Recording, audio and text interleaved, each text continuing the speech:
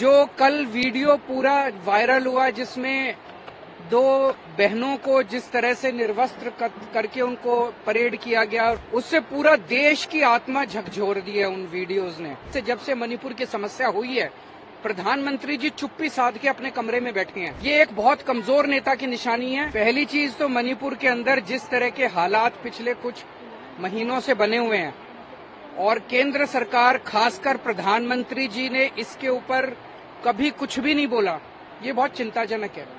कोई कार्रवाई नहीं की गई इस बारे में। और कोई दूसरी चीज, जो कल वीडियो पूरा वायरल हुआ जिसमें दो बहनों को जिस तरह से निर्वस्त्र करके उनको परेड किया गया और उनके साथ सामूहिक तौर पे गलत काम किए गए, उससे पूरा देश की आत्मा झकझोर दी है उन वीडियोस ने।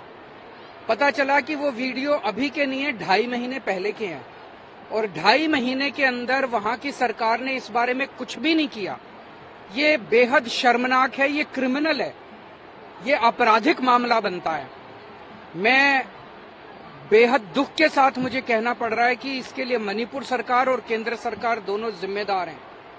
अक्सर देखने में आया है कि इस तरह के जब भी कभी देश में वाकया होते हैं तो प्रधानमंत्री जी चुप्पी साध लेते हैं। ये एक कमजोर लीडर की निशानी है। एक कमजोर लीडर होता है कि जब समस्या आती है तो वो चुपचाप अपने कमरे में बंद होके बैठ जाता है।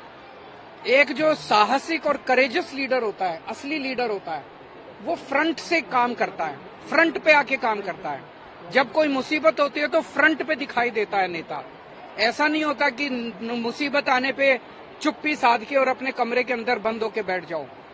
तो ये बेहद दुख की बात है कि 2, 2.5, 3 महीने से जब से मणिपुर की समस्या हुई है, प्रधानमंत्री जी चुप्पी साध के अपने कमरे में बैठे हैं।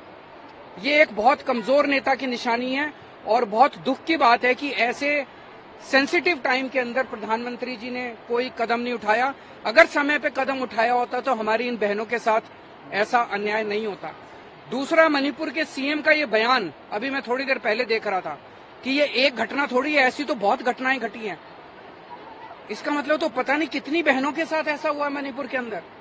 और अगर बहुत सारी ऐसी घटनाएं घटी हैं तो उन्होंने क्या किया इस बारे में? उन्होंने क्यों नहीं पकड़ के लोगों को, दोषियों को जेल में डाला? वो कर क्या रहे थे अभी तक? अब जब 2.5 महीने के बाद वो वीडियो सामने आया, अब कह रहे हैं, आज बता रहे हैं एक आदमी पकड़ा गया। उस वीडियो के अंदर पता नहीं कितने लोग हैं। और जो एफआईआर दर्ज की गई है वो एफआईआर अननोन लोगों के खिलाफ। वीडियो के अंदर तो सबके चेहरे दिखाई दे रहे हैं।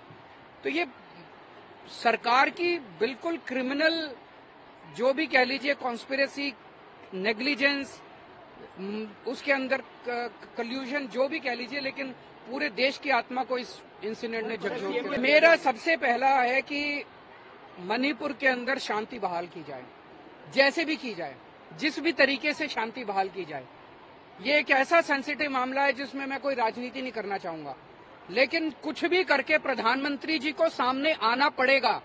कमरे के अंदर चिटकनी मार के बैठने से प्रधानमंत्री, देश का प्रधानमंत्री, अगर देश के अंदर समस्या चल रही है और अंदर कमरे के अंदर चिटकनी मार के बैठ जाएगा तो फिर देश कहां जाएगा? कौन संभालेगा देश को? प्रधानमंत्री जी को सामने आके और इसकी जिम्मेदारी लेनी पड़ेगी और कुछ न कुछ कठोर और इफेक्टिव कदम उठाने पड़ेंगे।